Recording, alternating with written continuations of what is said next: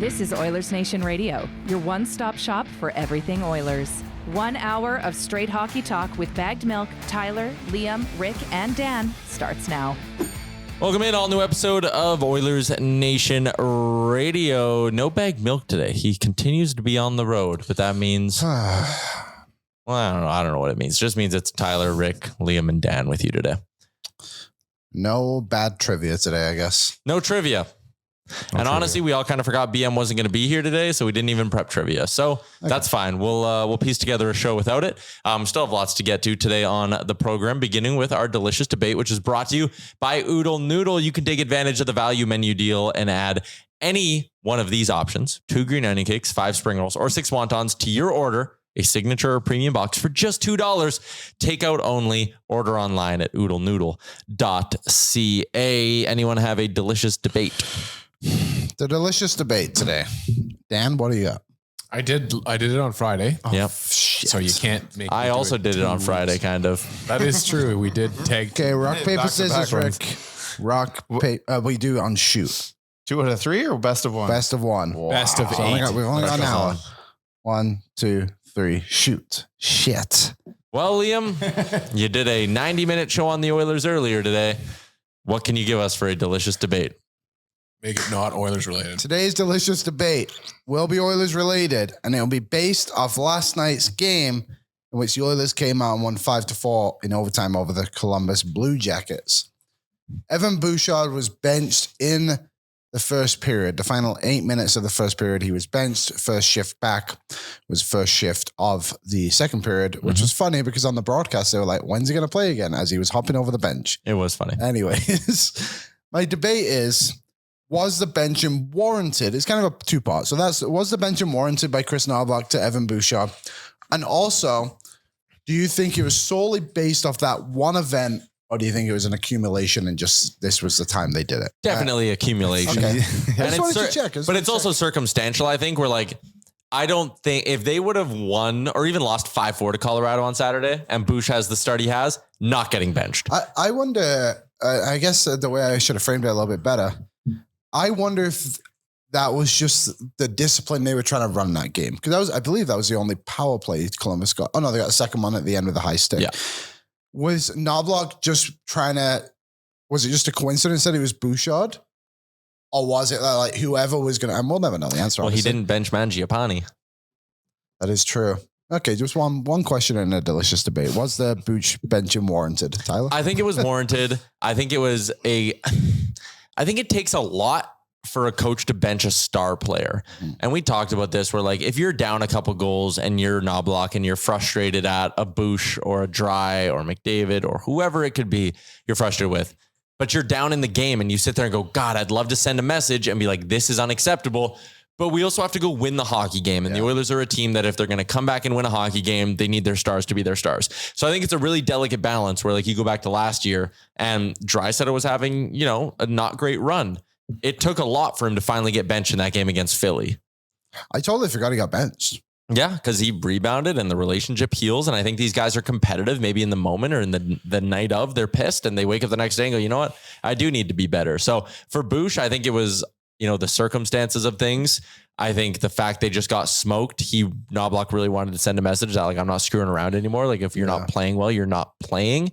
The fact the Oilers didn't get a power play in that time also kind of helps. Yes. Because that might have ended the benching a little bit earlier if the Oilers were given a power play when they're down by a goal. So I think it's a whole combination of a whole bunch of things. I think benching a player is a lot harder to do than people give it credit for. Why? How? In the sense of like, okay.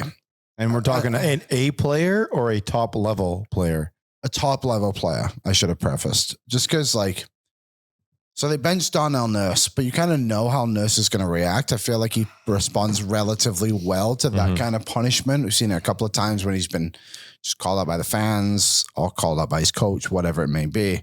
But with Bouchard, we've obviously never seen it. And I always wonder if it got to the point of like, we've done everything we can to get you back on the right side of things and you're just not playing the way you should be. And to his credit, I went back and watched his shifts individually from that moment on, from the second period onwards, I guess. And he was great. Played a really solid game. Like, was never one of those defensemen that was hemmed into the zone. There's really positive plays over and over again. Of course, he was like a couple of minor mistakes, but I think overall he was actually like pretty solid and deserves credit for coming back the way he did. I know, like, I guess to answer your question, I feel like it was an overdue step by Knobloch. And I think that I agree with you in the sense that, like, stars, the sentiment behind benching a star is a difficult thing to do if you're not a coach that's capable of having conversations with your star players. And like, to me, like Evan Bouchard at this point, like, how can he not understand that his season just hasn't started positively, and that the coach needs to get to that nuclear level of, you know, I don't want to have to do this, but I did it kind of thing. And like, for the rest of the team, it has to be a moment of levity to say, like, well, if I'm going to be underperforming and underwhelming and causing issues for my team, I'm also going to be held accountable for it. And for me, it's just overdue. I'm glad that it happened when it happened, and it was able to, I think, somewhat wake up the team a little bit. I do believe that this team defensively has been pushing forward quite a bit in the last like 2 weeks, especially.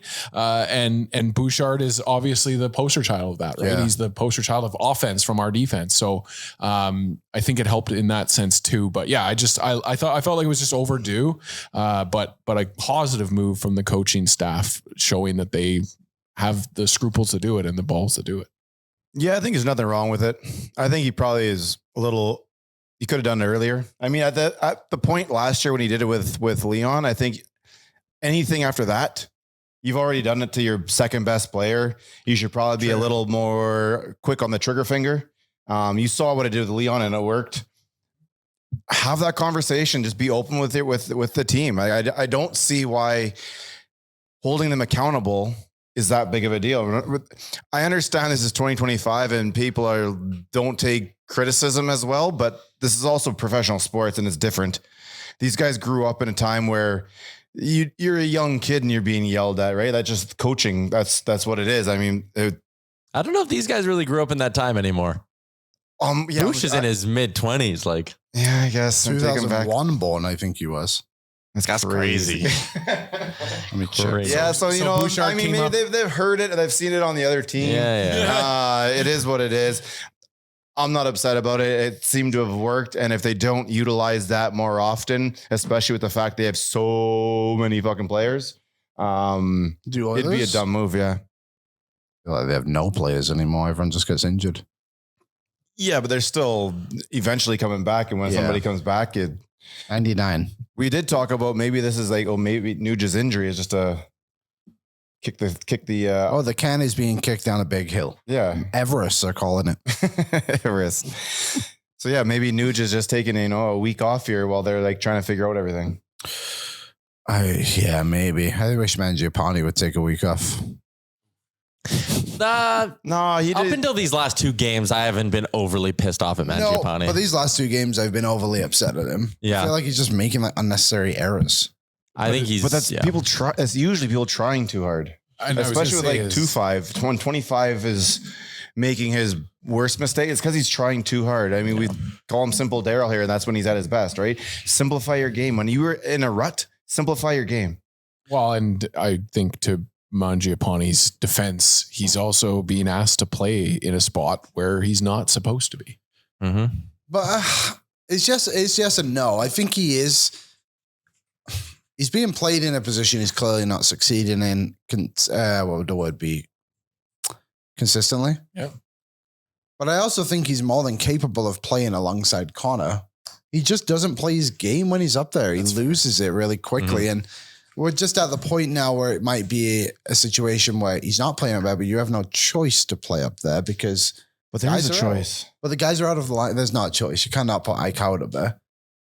If that's what you were suggesting. I liked the way they were lined up yesterday. It wasn't going to be my first suggestion, but if you can give them 2 shifts in a period and see what's up. Sure. But then on the right side, you have Savoy you can put there, and you have Roslovic you can put there. Then you have Leon and Connor down the middle. And then all of a sudden you can start playing with the guys on the left side and use them a little more situational. I mean, every now and then you can even put Janmark up there. Matthias? Yeah, that's the one. He made a couple nice plays yesterday, actually. Yeah, he was invisible, so it was good. No, I believe the last time mildly visible. I believe the last time I spoke to you, I know. I can't. you believe- looked me in the eye and said the Oilers need Janmark back, and I'm excited to have Janmark back in the lineup. I didn't say. I definitely did not say excited.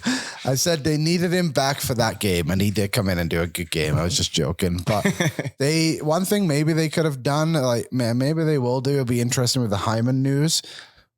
Maybe bump Podkolzin up to play with McDavid and Savoy, and then have Jack Roslovic with Draisaitl and Howard, something along those lines. It's funny, a team full of centers, and I think Henrique should probably play on the wing maybe a little bit. I mean, you can bump Henrique up there for a minute or two. And then maybe Frederick down the middle, but again, you can put Frederick up there for a shift or two for getting his ass whooped yesterday. Like, thank you for doing that, sir. Here's a couple of shifts with Connor. He's not a McDavid. I understand that. I'm just saying, like, if you're trying to keep Mangiapane's Connor, keep it a little more level, spread it out. They did play Frederick on the power play yesterday. And he missed that. I was a bit unlucky. Should have probably finished it, but I'm not surprised. It was unlucky. I viewed that. It's unpredictable unlucky. for a puck. It's a very to come bang off the bang crossbar. play there, and it's a skill to have to be able to put that in. He was more unlucky that he didn't bounce right off his knee into the net. I'd be really intrigued by a top line: McDavid, Henrique, and Savoy. I think Rico's been moving pretty good this year. I think he's played really well. I think he's had a nice solid start to the year. Contract year, there's a lot contract year. Baby. North of 50% of the shot attempts, the actual shots. It's just the goals aren't going his way, but the expected goals number is 23.5% better than his actual goals number.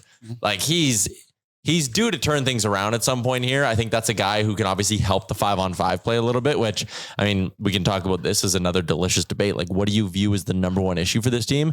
For me, they're just so lifeless creating offensive 5-on-5. It's maddening to watch them try to put together. And go watch another team's game, not just who the Oilers are playing, but just go watch any other team that's on Sportsnet in the next 2 nights here.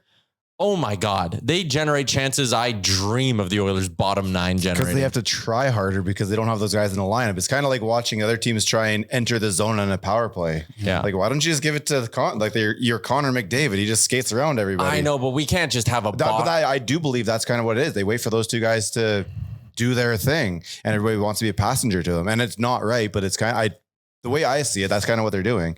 But the fact 97 started shooting again, that opens up so much more on the ice. I think that it's just, to me, it comes down to the forwards not shooting on 5-on-5 at 5-on-5, and they try and pass their way into the net. Yeah, they're trying to pass it in, and the only people on the ice that seem to be get the puck towards the net mentality is the defenseman, which then puts all of our defensemen like Bouchard's a good offensive defenseman, but outside of him and maybe Wallman, none of our guys are offensive superstars. No. And when they're leaning forward and they're leaning into that offense, that's when you're going to have the gaffes and the giveaways and the breakaways that we've been. If you can find Ekholm coming in from that left blue line spot for a clapper from the top of the circle, I'll take that all day long. I agree. Is the most violent thing you'll watch. It's good, but Ekholm also needs to learn how to control a puck now.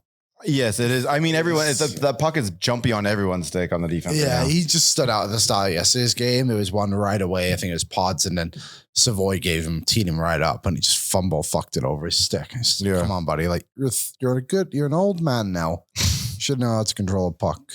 But even them, it's just they're not confident yet, and that's the issue. Once they get confident, then all of a sudden that they handle that puck so much better. Knobloch said that yesterday. Is we got too many guys who don't have confidence right now. But they're gripping their sticks and they're trying too hard and they're trying not to fuck up. So instead of taking that shot right when they're in the slot, you take an extra step looking for that pass. Now, that whole opportunity is gone now. Mm-hmm.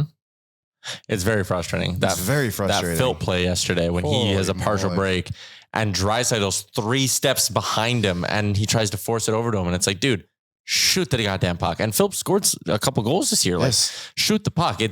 It's really frustrating. I do think, and this is, I can understand why this clip went viral, or why this quote, I should say, not the clip, went viral. But Liam, you did a good job of breaking it down on our live show. But when Knobloch has a quote that comes out and he's like, the identity of our team is Connor and Leon, and everyone's like, what the hell? Because I think people are frustrated that it just, again, if it's not Connor and Leon going, nobody's going, and there needs to be someone else on this team who can start to feel like they have some amount of an identity.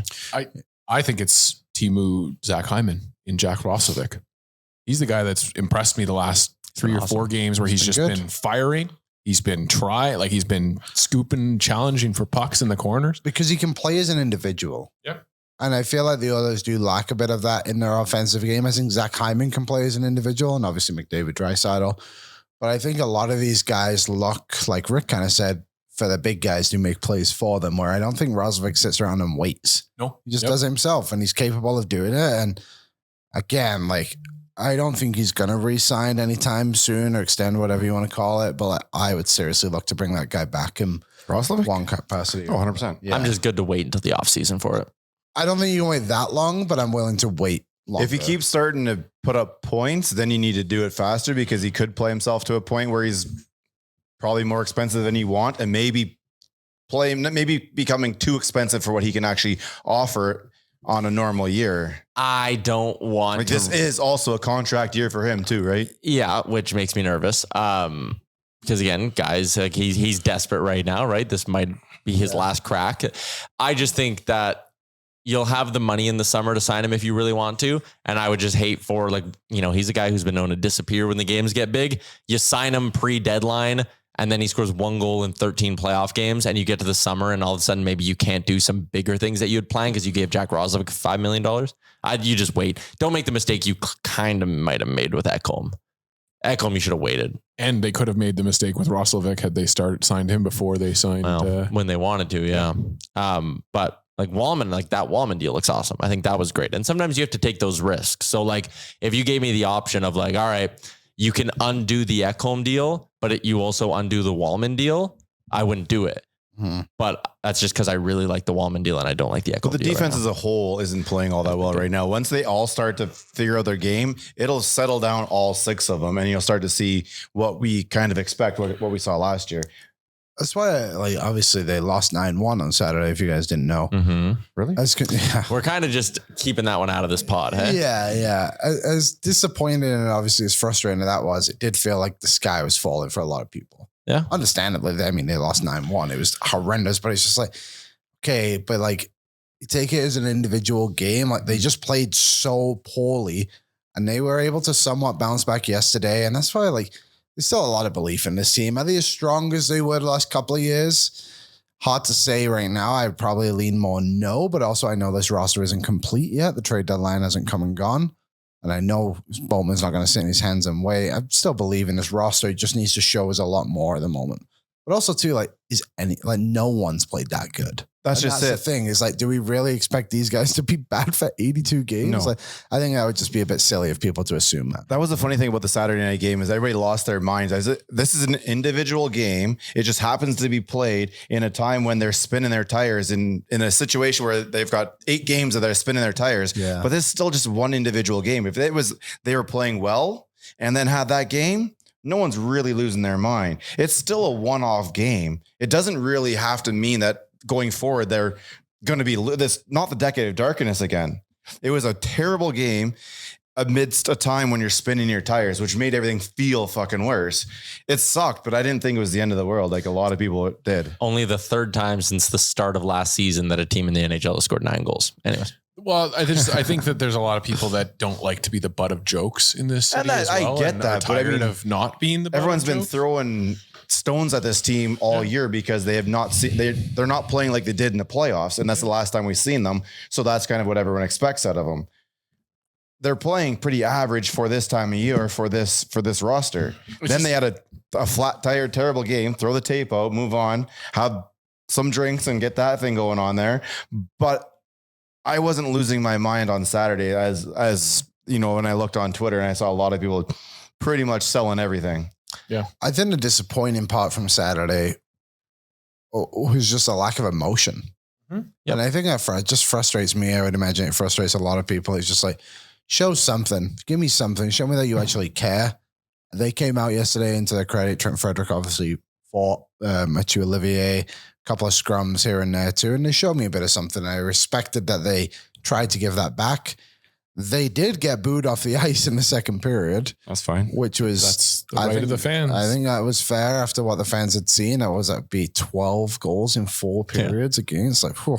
Wallman talked about that, by the way. Yeah, he said they deserved it. Yeah, so Caprice St. Pierre, who does a great job covering the team for us at Oilers Nation and a bunch of other outlets, this was her tweet. Jake Wallman took some lessons from Oilers fans. Fans deserve to boo. It's not a cheap ticket, and these fans love this team. We love the fans. We're trying to do as much as we can, but we weren't performing out there. So we're trying our hardest. We know it's a hardworking city, and that's what we need to do. Yeah, I mean, one, I like Jake Wallman for a number of reasons. He's a very good defenseman.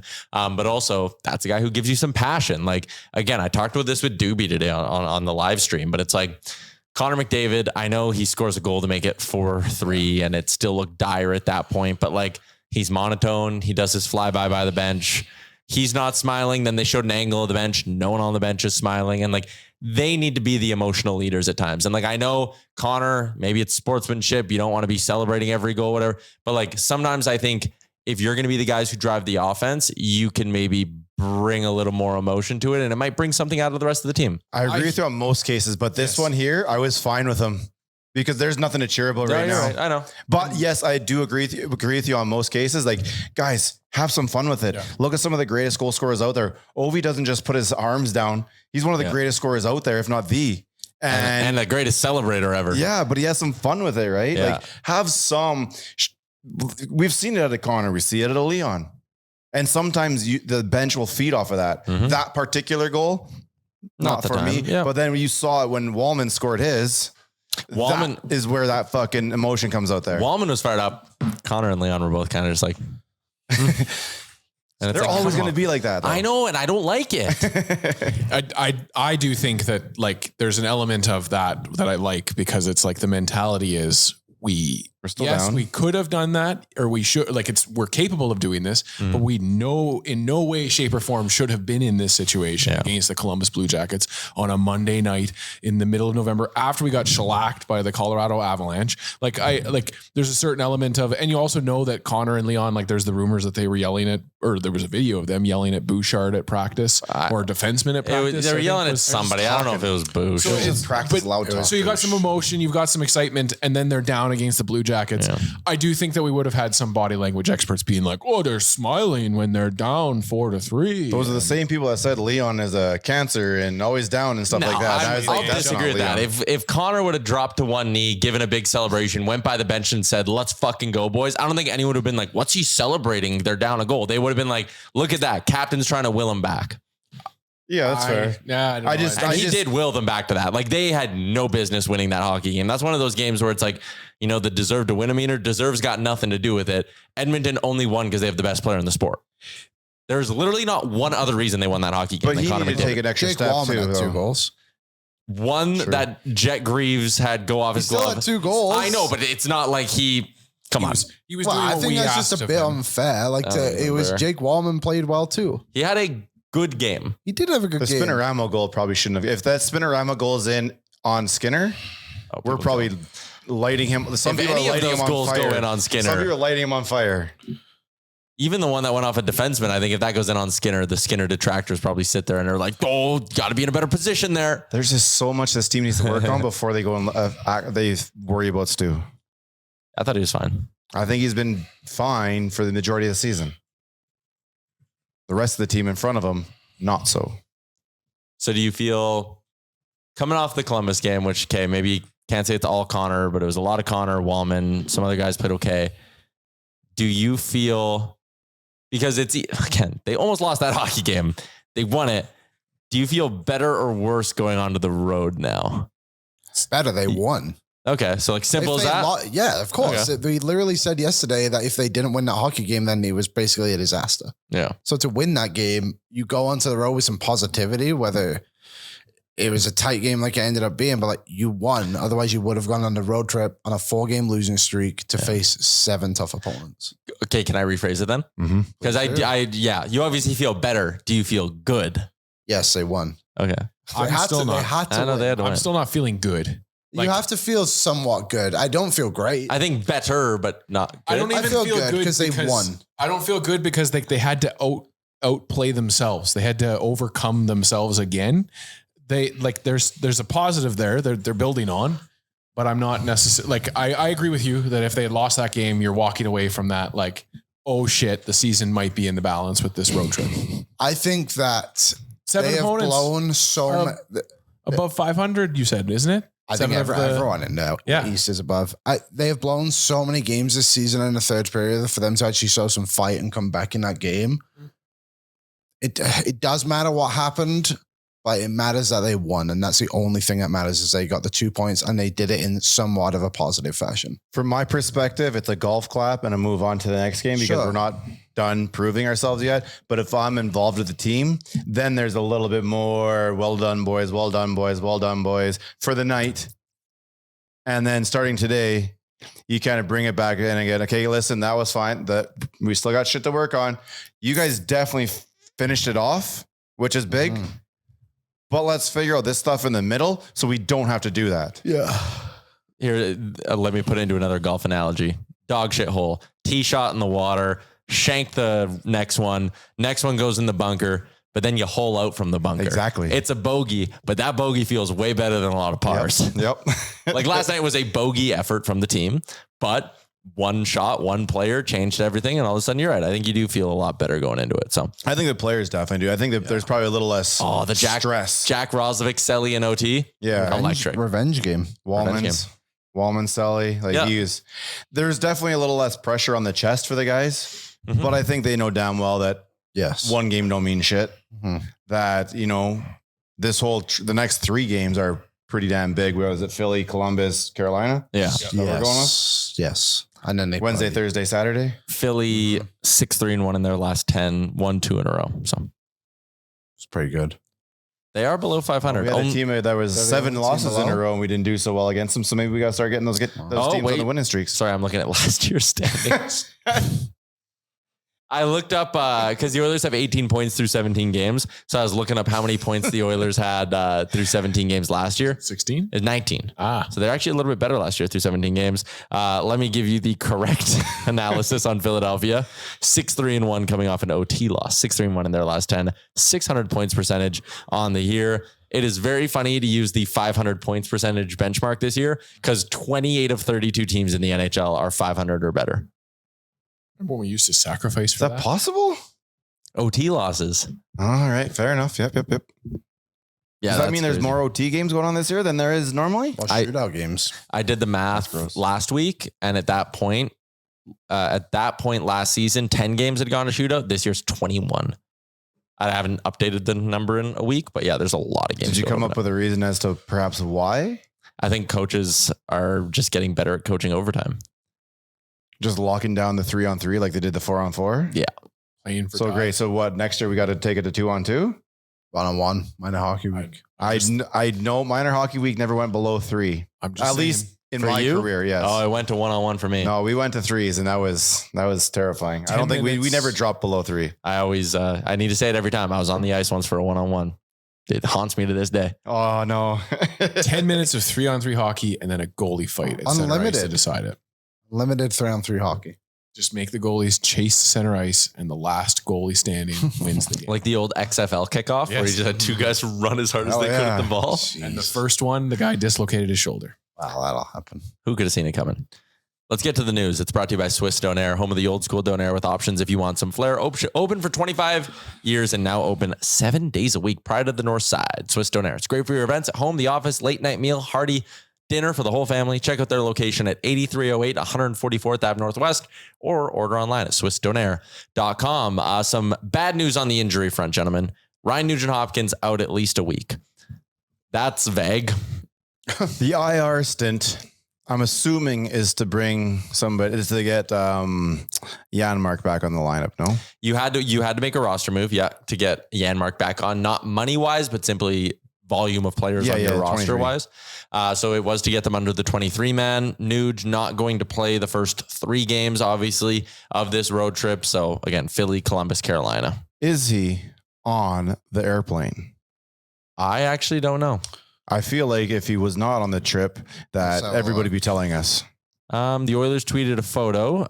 They tweeted a whole bunch of photos. Good. Okay. Pickard, Enrico, McDavid, good. Hyman. Talk about him in a second. Ekholm, Philp, not on waivers. Okay, good. Stu, Podkolzin and Savoy walking off together. What do we think? What do we think they're talking about? That's a good question. Bouch, Kulak. Who's that? Wallman. I'm not seeing Nuge here. Manja. That's Tomasek.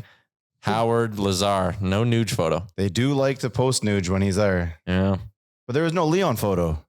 Well, I guess he's staying home too. Leon's with Nuge. They're sitting back talking horses. Maybe. You heard it here first. So Nuge out at least a week, but you heard me mention that Zach Hyman will play this week. Jason Greger saying if he does not play Thursday against Columbus, then he is a lock, a guarantee to play on the 15th against Carolina. So at some point in the next 5 days, we're going to get to watch Zach Hyman play hockey again. No forward, generates 5-on-5 offense. 5-on-5 goals, I should say, better than Zach Hyman. I know it's a bit of a product of him playing with McDavid a lot, but still, goals 4 per 60, 5-on-5. Zach Hyman is the Oilers guy. What do you think he can achieve between Thursday and Saturday? That would say not playing Thursday, but you'll be good for Saturday. They just said it's based off when his test results come. Yeah, he like one final test, and that'll determine it. So that might literally be if the test comes in on time or not. So this test could also therefore come back in a not great manner, and then for Saturdays, not so much. I don't know. You're right. It is weird to have it worded that way.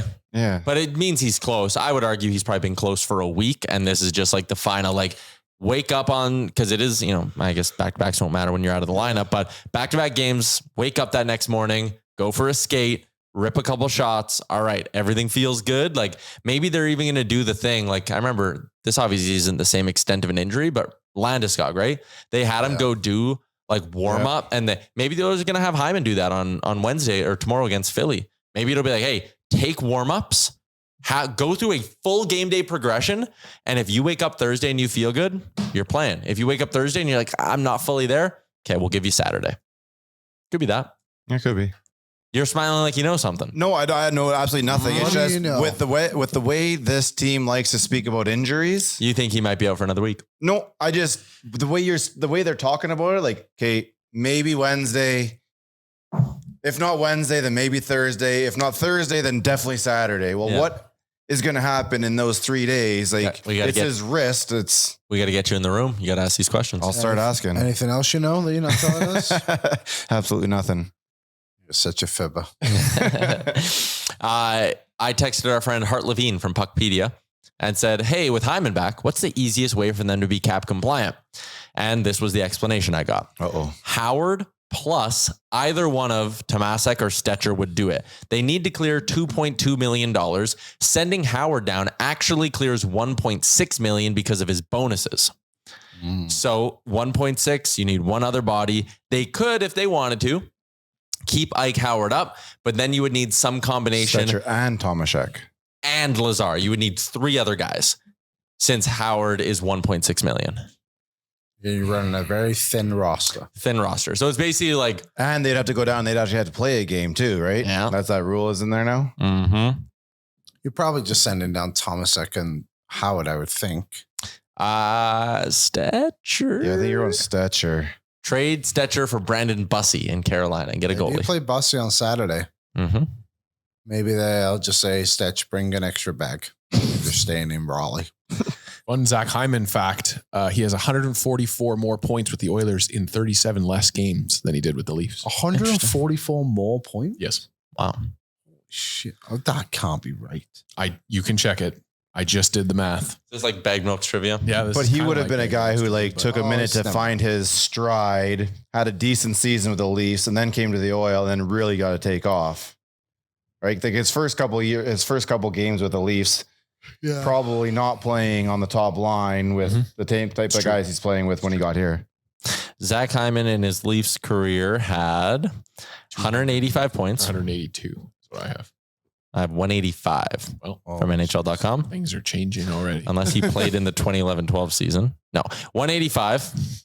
And with the Oilers, Zach Hyman has 258. So you're pretty close. I was close. Yeah. I'm off by 73 points. Yeah. That's what'd you say the number was? 144 more points. But you just counted them on your fingers. That's why you it's 78 more points. Or 73 more points. How bizarre. Clever, Dan. Yep. I knew it. Yep, that was wrong. That's why 78. My bad.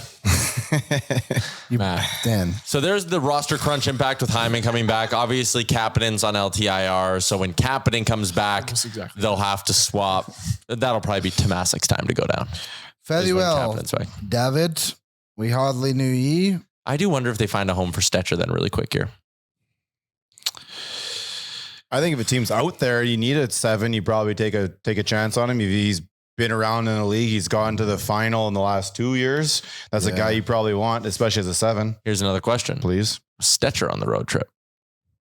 Yeah, he was. He was in the back of one of the photos. Oh, was he? Yeah, I saw him. Right. Not Nuge. Well, if you're gonna leave him in Raleigh, you better bring him. Or I thought maybe they'd leave him back and be like, "We're gonna find a new home for you, or you're going to Baco. Don't worry about it." I don't know. Guess not. Last piece for the news here. Duncan Keith, the former Oiler, officially inducted into the Hall of Fame yesterday. Yeah. In a class that includes Joe Thornton, Zdeno Chara, Alexander McGillney, Jen Botterill, Brianna Decker, a couple of coaches on the builder side as well. So good Hall of Fame class. Yeah. Mm-hmm. I mean, Duncan Keith really earned it in Edmonton. I'll never forget his time in Edmonton. My favorite Duncan Keith moment, you ask? Was when we acquired him? Probably when Ken Holland said, "What do you want me to do game for free?" And it was like, yep, Ken, have you been paying attention to anything? Okay, here's a question. I liked him here. I liked him here too. He had a big goal in the BOA playoff series. He was a fine Oiler. I think everyone would agree with that. The beef was always just that, like, how did you not get Chicago to retain money? And you were a cap strap team. Like, it was just it was an unforced error to take him at full board from Chicago. Yes. Tyler and I debated this on O&E today for the Hall of Fame. It was a master debate. And I'll ask you, and I'll ask Dan and Rick. I'll lead the question. I'll say the player, you say yes or no. Phil Kessel. I'd have to look at stats, but No, I want to lean towards yes. I'm going to say no. Okay. He's in the Hall of Good. There are a couple of things that go down by stats. So Ryan Getzlaf. Yes. yeah, you're gonna because you have to include his fucking international play. Henrik Zetterberg. Yes. Yes. And there's a trick here. I know there is. I don't think there is a trick. No, I no can't trick. remember the other player. Oh, Patrice Bergeron. Oh, yeah. He's a lock. What was the other one? Carey Price. Yeah. There's one other one. The other name we were doing. Oh, Eric Stahl. Oh, Eric Stahl. I mean, he's got the ring. He's got probably gold around his neck in both the Olympics and World Juniors. I'd probably be leaning towards the no side, but again, you'd have to look at probably his stats because maybe there's something in there that sticks out a little bit more. But I think North of 1,000 points, only 101 players in the history of the sport. So it's like, do you view a 1,000 point player as a Hall of Fame lock? no. No. I think longevity can help your story. It depends on how they got the That's a good way to 1,000. put it. Because Keith Kachuk is another one. Yeah. You would have Keith Kachuk. You guys saw him play more, but like towards the end, I don't know if I'm putting Kachuk in the fucking Hall of Fame. You look at the start. I put him in the American Hockey Hall of Fame for sure, but not the. I don't think I'm putting him in the Pro Hockey. He doesn't have a Stanley Cup. He doesn't have a fucking Olympic gold. He probably has the weird world champion or the whatever we played in '96, World Cup of Hockey. the World Cup of Hockey. That was a high stick by Brett Hull, though. I'll still stupid Adam. No, it wasn't Adam Foots on our team. Anyways, yeah, I don't think I put Kachuk in the Hall of Fame. He had a 50-goal season in like his 5th season in the NHL and also a 41-goal season. The rest of it was just like 2 50-goal years. 2 50-goals, sorry. I know it's just incredibly impressive, but it'd be like putting, no, I'm not even going to say that. Never came higher. That it'd be like putting Zach Hyman in the Hall of Fame. I was going to say Jonathan Cheechoo, but that would have just been disrespectful. That would have been a little disrespectful. Back to wall. North of 1,000 points again. So like, do you just view like, are there thresholds? Like, is it like, hey, 500 goals, I believe, is supposed to be there. I don't know if it still stands up. I haven't really looked at it, but I know Glenn Anderson was 499 and had to wait like forever and a day to get in. 538. It depends on the generation you come in, and it depends on the type of hockey that was played in that time too. Like when I think of Kachuk, I think of the Flyers. I think of the era. Was it Kachuk with the Flyers? No, the Coyotes. I was going St. Louis. Talkett. Yeah, I guess. Like I just think of him as like a superstar on teams anywhere he went. Yeah, I'm not putting him as a superstar. He was. I would think he was. I can't. 35th all time in goals in the NHL. You're probably a Hall of Famer. 35th all time in goals, Really? with only 2 50s and a 40 something. Yeah, longevity. And I guess like I go like it's like very vibes based. But I just think of like that era, and I think of players. Which, to Dan's credit, is kind of how they do it. Yeah. So here's a question: Are there anybody in the 35 that's not in? So when did he retire? 2003, something like that. 2002. Sure.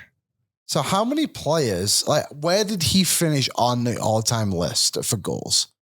He retired in 09-010 or in 09-10. Oh, It's insane he was playing that long. okay. So like, How many players have passed him since he retired? yeah. Because I mean, he must have been a top 20. I would assume. I'm assuming the guys like Crosby, Kane probably passed him. Ovechkin, obviously, I would think got past him. Marlowe would have passed him. Marlowe's 25th all time in goals. I'll count Marlowe. Stamkos would have passed him. Wow, that's kind of wild. That's another one. That's going to be a big debate one day. Iggy would have passed him. Stamkos has a Stanley Cup, so I think Sid would have passed him. 2. Yeah, Stamkos is in. Sid and that. Oh, and Ovi. Oh, only 5. Ovi, Sid, Iggy, Stamkos, Marlowe. Yeah. So he would have retired at 30th all time in goals. Where's Patrick Kane? Patrick Kane, I don't think has a lot of goals. Doesn't he have like 51st all time, 494. And what's Tkachuk's number? I'm surprised by that. 538. 50. I thought Patrick Kane had like a couple of 50-goal seasons, multiple 40-goal seasons. Outside More of that. assists. He's got 1,300 points. Interesting. And to Tkachuk's credit too, that again is that era of like dead puck. Mm-hmm. Like Yeah. it was nobody was scoring. But he was, I'm not sure. I'd have to go through the rosters, but I don't think there's ever a time where as like Keith Tkachuk's the best player on this team. Well, he would have played with I like don't think so. and the Jets too. Jeremy Roenick probably when he was in Phoenix with Shane Doan of Winnipeg. Rookie Solani, I think, in Winnipeg there. Yeah. Howlandchuk would have still been. Howard Chuck may have been there. Housley may have been I think there. he's like he's like a Andrew Heatley, Chuck would have like a been Danny there. Heatley. I think he's probably a bit better than Heatley just because he played longer. But I always think of him to be more of a rugged guy, where Danny Heatley was the offensive I guess guru, Which whatever, maybe makes it more impressive. That he carved out a career. Power forward. Yeah. I don't know. The Hall of Fame debate is so interesting because I do think there's a lot that gets weighed into these things. And I don't really know the right way to do it because you just list off everything that he did. If you didn't tell me his name, I'd probably say yes. That's why I think You know they what I mean? need to have a Hall of Good officially, so that then we can start to like tier things down. Or you just start putting those players in there from the vote on and take their names out of it and just look at their stats and their accomplishments. But then, like, again, is that like in the spirit of what a Hall of Fame should be? Like, there should be some vibes to it, shouldn't there? Like, if you were like, we use the word like culturally impactful. Yeah, like when we were talking about Ryan Getzlaf. Yeah. Like he was on, so we were talking as well a little bit about individual awards, and he was second once for the Hart, and Crosby won, I think you said, right? So, yeah, obviously had a really good career, 1,000 points, I think, or close to whatever it ended up being. Won a Stanley Cup in his second or third year in the league, but a huge impact on the hockey community in Anaheim. Does that count for something? It probably should. And it was interesting too. We talked a little bit about Jack Eichel, and there's a long way to go with Eichel, yeah, but like the impact he's had on Vegas a little bit too. Like how much does that play into things? I think it should matter a little bit, but also too, maybe that's the builders category. Yeah, I think we're being too nice there. I don't think the only reason he had an impact in Anaheim is because the team had never been there before and he popped in there. Yeah, but this is a league that loves to like give. I see what Liam is saying there in the sense that like you want to have a person from every team, and you No, this ain't the All-Star. We don't even like that in the All-Star game. It's vibes. I know, but again, but it's comes not the back to that. vibes hall. I don't want it for every team. It's a I Hall want of it in the sense Fame. of, like, if it's brought up, should it be part of the conversation? I think Like vibes, like. But like I think of like the I Seattle. was going to use Zegras as a fucking, but he's not even close to being. The Seattle Kraken, for example, I don't think they would have anyone in the Hall of Fame right now. No. So, but like, because there's no one who's done anything for that community who's played at that level. But I think what you're kind of almost getting at is like, if you're the bona fide face of your franchise, you are then in a way a face of the league. Yeah. And if you're someone like Getzlaf, again, what is the Hall of Fame? Is it a museum? Right? Like, Getzlaf is a face of that generation. And he was also a great player. I'm not saying you just sit there and go like, whoever. Like, it's why I'm like a little bit like on Phil Kessel. Cause like, was he ever truly a face of the league? Like, to me, Phil Kessel's Hall of Very Good. He was bullied. He was a face of the league because he was so scrutinized and bullied in Toronto. Mm-hmm. And he was a meme. And he started eating hot dogs. He was also a very good hockey player. But he was one of the greatest. He's one of the best natural goal scorers of all time. Never had a 40-goal season. Serious? It's funny when you look at it. I can't believe Patrick Kane's so low on that list. I can't believe he's not top 50. So like, how can Phil Kessel, who had 2 point per game seasons by my count, he's not a Hall of 3 point per game season. He's not a Hall of Famer. But Yeah, that's fair. He's all very good. Never got to 1,000 points. Never got to 500 goals. Yeah, I think like I said, I was leaning towards yes, but I'd have to go through stats, and when those come out, then I think his aura helps him in that debate. And he won 1 cup. But if you look at He won 2 Getzlaf, cups. Didn't he win on both? Penguins went back to back. Oh, yeah, you're right. Yeah. Rick, by the way, when I use these terms, I fucking hate it. Like, I also recognize that, like, it sounds bad to say it like that, but I think that you have to, like, Tyler's right. Aura? Oh, yeah, like saying aura or the vibes or anything like that. The idea is that the Hall of Fame can't just be the record book, because you have a record book for a reason. Like, those guys' names are etched in those record books forever. That's not what the Hall of Fame is about. It's the famous players. It's the players that made the game better, or like they're synonymous with the game. And I think that that's why every single player is a debate and a conversation. And I love that. It is funny too. The idea, and the people are right, in fact, to bring this up, that Phil Kessel needs to be in the Hall of Fame because his Iron Man streak. It's like, well, Keith Yandel held that at one point. Do we have to put him in the Hall of Fame? Well, I mean, No, doesn't have the cups, but I was going to say the same thing about Andrew Cogliano. Yeah. He was the Iron Man until who was it? Who was the asshole? Dallas, I think. Peros suspended him. No, he got scratched. He got a healthy scratch. Cogliano? No, he got suspended. No, he got suspended by Peros. Who was the scratch? Keith Yandel. Yeah, Yandel eventually got scratched. Yeah. By Bill Zito, I think it was actually. Wasn't Then, it? well- Oh, no, he went to Philly. He got traded to Philly. Yeah. Because, again, they didn't want to be like, we have to keep playing this guy every night because he was getting bad. Yeah. All right, boys. Let's move along for our friends at Bet365. Download the app today. Use the promo code NATION.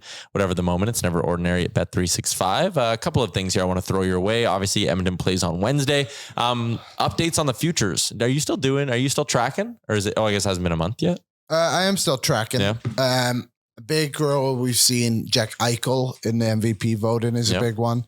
Another one was Matthew Schaefer, of course, for the Calder Trophy as well. All the way up to minus 105 now. Yeah, I put a $7 bet on him, and I basically have my full cash out.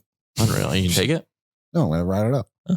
It's not gonna Bird in hand, though. That's What like if he blows out his ACL? I would take it. Wow, what'd you That's say like six. that That's like 6 things of noodles for you. No. Six What I lunches. could get with Connor all the McDavid, money. the favorite to win the Art Ross right now on Bet365, plus 150. Which one's that again? Art Score. Ross points. Okay. Connor McDavid, second for the Hart. Nate McKinnon at number 1. I think Jack Eichel should be number 1. Jack Eichel plus 600. Jack Hughes plus 1,600. He's having a hell of a year. Yeah, he's going to get injured. Nobody shot up more than Bedard and Celebrini, who are both 2,500, tied with Leon. Do you know what? If one of those two teams make the playoffs, which they won't, they deserve to win the MVP. Bedard actually at 25-1 is kind of sneaky. That division too, it seems to be a bit more open than it's been in the last few years. I know Utah's doing well, but like Minnesota and St. Louis have dropped off, and obviously Nashville is Nashville. Interesting. Very interesting. Where is Bedard or Celebrini on the Art Ross list? They are, so it goes McDavid plus 150, Nate plus 175, Eichel plus 1,000, Celebrini plus 1,600. It's a big jump. Bedard 2,200. Plus 100. What was that? Plus 1 Connor? Yeah. And then 175 for second place, and third place It's 10-1. is plus 1,000. Yeah. Do you know what? It's probably worth throwing a little bit, even if it's just $5 down either of those players, because they're just so hot right now. Yeah. I think the odds will keep dropping. Cash out could get better as the year goes on. Yeah, that's fair. Stuart Skinner plus 125,000 to win the Vezina. We have a great race in the Norris. Cale Makar is already minus 400. You can get the field at plus 300. This reminds me of earlier in the season, in the baseball season, when Aaron Judge was just flying away with it, and he was like minus 500 or something like that. And Kyle Riley was the next guy, and I think he was like plus 500. And he ended up winning the MVP. No, Yeah. Oh, you could have gotten the field, I think, at plus 500 at that point. Yeah. The field there for that Norris is interesting. No kidding. Who's third on that list? For the Norris, Yeah. it goes Makar minus 400, Hughes at plus 900, Werenski plus 1,600. What's Schaefer? He ain't winning that. He's 100-1. Interesting. Oh, Liam. You got to take that. You know what? I'm taking it as soon as I can. I'm taking take the field there. Yeah. It's one injury away. Yeah. That's what I think too. Or a player starting to play better. The only problem is like there's just not like, if it's not going to be Hughes, and I don't think it will be, like who can pull? Borensky. Yeah, he was awesome last night. Did you hear the broadcast talk about him? I didn't notice. You know, do you know one thing the broadcast brought up, which was just puzzling? When Trent Frederick fought, they were like, he was close to being a healthy scratch. It's like, who said that? That was not, there was no speculation. They have no other players. They can't healthy scratch. Last one I got for you guys, the over under for the Oilers at the start of the year. I think it was like 104.5. Okay. What would you guess it's at now? 101. No, 96. I think our odds are still some of the best. So I'm going to say it's 104. No, they've dropped quite a bit. Have they? I think they're like 6th in Stanley Cup voting now. So I'll double check. Cup voting. You know what I mean? I'll take 100 on the nose. Yeah, 100.5. Nice. Kind of tempted on the over there. Yeah. Do you know what's another sneaky low on here? Oilers tied for third in cup odds, by the way, with two other teams. Dan Muse plus 1,400 to win the Jack Adams. People think Pittsburgh will fall off, though, right? But if they don't, yeah. Quenneville seems like he is the favorite. I saw that. Yeah, plus 400. But I don't hate that Muse one, because eventually, by the end of the year, if he's one of the finalists, you'll get a cash out. Totally. If you want to find yourself cheering for the Calgary Flames to lose for the rest of the year, you can pick them to finish last place in the standing at plus 350. What are the odds for them to finish last but not get McKenna Parlay it. or Verhoff? That would be amazing. I want them to get third over. I think it's a Swedish kid who's also good. Stenberg's his name. Yeah. But I just want them to live in misery. Mm-hmm. Because they seem to laugh on our pity, which is hilarious because we Like all know 5th in the West, 6th in the West. When the Oilers struggle, all of a sudden all these little Flames things, boop, boop, boop, boop, boop, boop, boop, they love to pop up and be like, remember the Oilers did this? So stupid. Roll my eyes. How do you handle the goalies for the next 2 games here? And then I'll give you the odds, what you guys think about that plan. Tomorrow night against Philly, the Oilers open up as minus 140 favorites.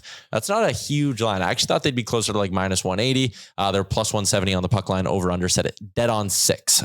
Who do you start? Stu's your bookends. Skinner. Yeah. What Rick said. Honestly, if I had a choice, I would just do them all 3 games. I can't believe it. How's Ingram looking? Yeah. Yes. Well, so they play tonight, actually. So Philly, then Columbus. Dan, how do you want to handle that? I would have Pickard against Columbus. Okay. So Stu and then Pickard, and then Stu against Carolina. Then you have a day off, and then you get Buffalo on the 17th. Yep. I think I might go. What's after Buffalo though? Back-to-back Washington, Tampa next week. So 17th, and when are those ones? Pardon? 17th is the Buffalo. Yeah, and then what day they're the other two? 19th, 20th. 17th, so Monday, Wednesday, Thursday. Boys, I think I'm going back and forth between the. I was just going to say, I legitimately think there's a case to go Skinner, Pickard, Skinner, Pickard, Skinner, Pickard. Then you get Skinner against the Panthers on the 22nd. I don't think the message is negative towards either of the goalies at this point, just because it's just a heavy workload. Yeah, neither of them have been particularly good, and the team definitely hasn't been good in front of them. Mm-hmm. So I just think you go back and forth, and not that I'm saying we're waiting for Connor Ingram, but you're just waiting to see if one of these goalies can rise. Sam Janssen, Artreya Savage. All right, let's wrap it up with our score predictions, boys. We got 2 games that we can guess on here. We'll go Philly, then we'll go Columbus. BM is not here, ineligible to accumulate points. It's tough. Or we could have Reese pick for him. That's actually what we did for Rick. Is Reese got a pick. So Reese is in for BM. Start with Philly and then give me Columbus after that, Dan. 3-2 Oilers win against Philly. And then I'm going to say a 3-1 loss to the Blue Jackets. Okay. Liam? I'll say 4-3 Oilers against Philly. And I say they win 3-2 against Columbus. Okay. Rick? 3-1 against Philly. And then we're going to go with like a nice little 5-2 against Columbus. Okay. Reese/BM? 4-2 versus Philly. On brand. And a 2-0 win versus Columbus. I think Philly is going to give up a ton of goals.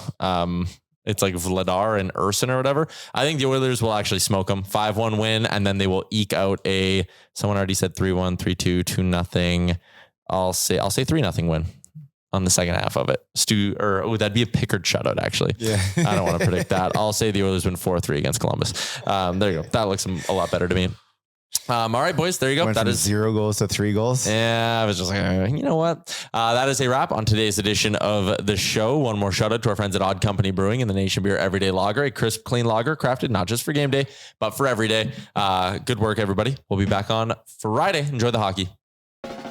What's up, Nation citizens? If you like that video, then you need to be subscribed to the Oilers Nation YouTube. Podcasts, live shows, exclusive interviews, and analysis. Everything you need from your favorite voices at Oilers Nation. And you don't want to miss any of it, so hammer that subscribe button.